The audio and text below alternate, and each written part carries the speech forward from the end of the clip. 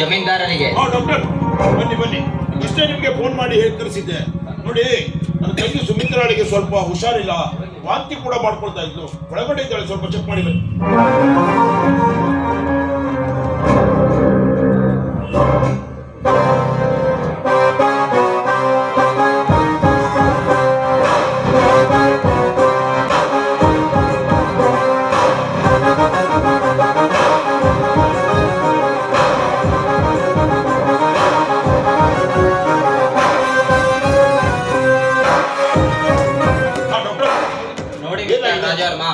Now your sister is 3 months pregnant. What?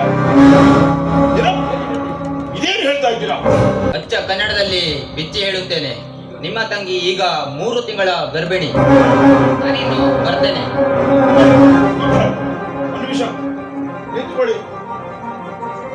ನೋಡಿ doctor, ಈ ವಿಷಯನ ನೀವು ಹೊರಗಡೆ ಎಲ್ಲೂ ಹೇಳಬಾರ್ದು.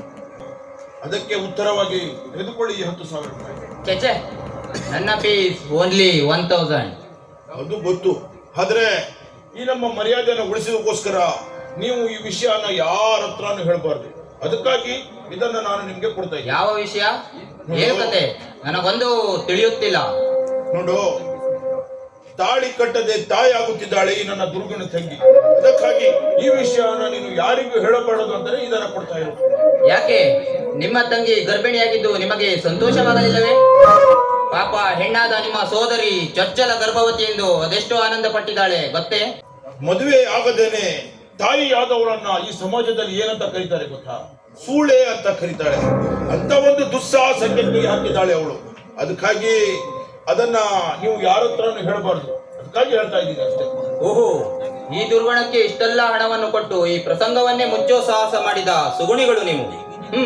ಕೊಡಿ ಹಣವನ್ನ. ತೆಗೆದುಕೊಳ್ಳಿ. ನೋಡಿ ಮಿಸ್ಟರ್ ರಾಜವರ್ಮ, ನಾನಾಗಿಯೇ ಯಾರ ಬಳಿಯೂ ಈ ವಿಷಯವನ್ನು ಹೇಳಲಾರೆ. ವಿಷಯ ತಾನಾಗಿಯೇ ಹೊರ ಬಂದರೆ ಅದಕ್ಕೆ ನಾನು ಹೊಣೆಯಲ್ಲ. ನಾನಿನ್ನು ಬರ್ತೇನೆ. ಆಯ್ತು.